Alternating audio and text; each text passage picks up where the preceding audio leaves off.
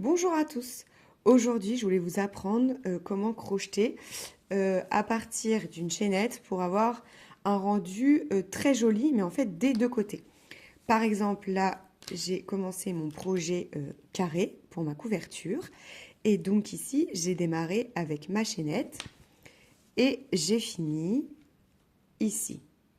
D'accord, avec des demi-brides. Donc là, le carré est très joliment fini. Forcément, c'est le carré où on finit avec les mailles. Mais là où j'ai démarré, voilà ce que ça nous donne à chaque fois. Je trouve que le rendu n'est pas toujours joli. Et les coins rebiquent à chaque fois et tout. Enfin, ça n'est pas net. Voilà, contrairement à la fin. Là, en l'occurrence, ça ne va pas me gêner vu que je vais refaire une bordure.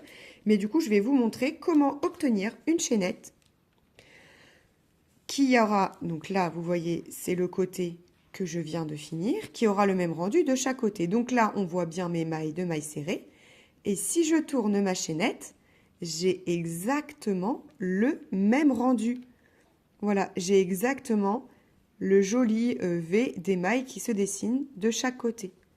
Voilà, donc c'est ça aujourd'hui que nous allons voir, apprendre à crocheter dans le troisième brin d'une chaînette. Alors, je vais vous montrer. Donc là, vous avez votre chaînette. D'accord? D'habitude, on pique. Donc pas dans la première maille, dans la deuxième maille à partir du crochet. Voilà, on pique dans toutes ces mailles-là pour faire le démarrage de la chaînette. Et là, je vous propose, pour avoir un démarrage donc du coup plus net, comme je vous ai montré, de piquer dans le troisième brin.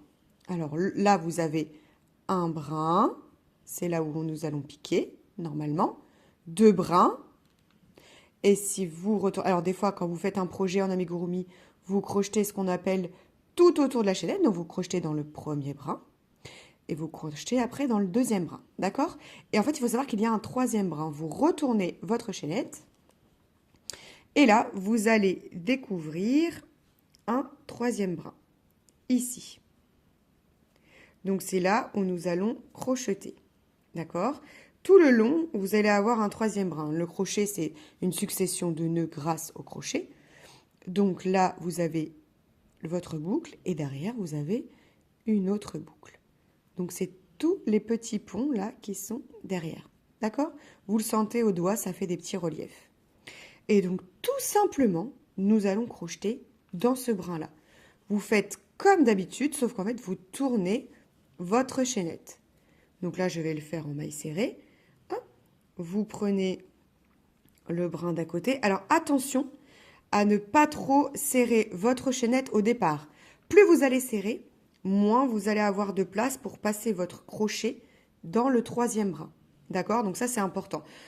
Souvent, je conseille quand vous faites une chaînette, là, par exemple, je travaille en 4, il aurait fallu que je prenne un crochet 4,5 pour faire la chaînette. Vous voyez ce que je veux dire? Si vous voulez faire votre travail tout en 4, prenez un crochet un demi plus gros pour faire la chaînette de départ. Donc tout simplement, que vous soyez en maille serrée, en bride, en demi-bride, vous pouvez faire tous les points de départ dans ce troisième brin, tout simplement. Et vous allez voir, le rendu sera beaucoup plus joli. En fait, tout simplement. Alors attention, par contre, parce que ça a tendance un petit peu à resserrer le travail. Voilà. C'est pas pire que si vous serrez trop votre chaînette et que vous faites comme d'habitude. Voilà, donc comme je vous ai montré, voilà, vous allez avoir un système de mailles en fait dessus et dessous. Donc c'est beaucoup plus joli. Ça, c'est les mailles que nous venons de faire. Et ça, du coup, c'est les mailles de la chaînette. Et franchement, quand on travaille, par exemple, en amigurumi, sur une petite écharpe pour un amigurumi, je trouve que le travail est beaucoup plus joli. Voilà, si vous décidez de faire, par exemple, une chaînette avec demi-bride ou bride, et rien d'autre, et bah au moins, ça vous fait un travail beaucoup plus soigné. Ou si vous faites un vêtement, des choses comme ça, voilà. Moi, je trouve que c'est excellent. Et surtout, vous n'êtes pas obligé de revenir travailler. Souvent, quand on fait... En amigurumi toujours, parce que quand on fait des vêtements pour nous, c'est autrement, il y a des bordures et tout. Mais quand on fait des vêtements d'amigurumi, des robes, des pulls, tout ça, des gilets, en fait, à chaque fois, on est obligé de revenir travailler en maille coulée ou en maille serrée tout le tour du projet pour éviter que ça fasse le départ moche de la chaînette. Et bien là, si vous démarrez directement comme ça, vous n'aurez pas besoin de revenir travailler sur votre projet. Voilà. Donc, j'espère que ça vous aura servi, et j'espère que vous pourrez crocheter du coup plus joliment vos prochains projets. Voilà.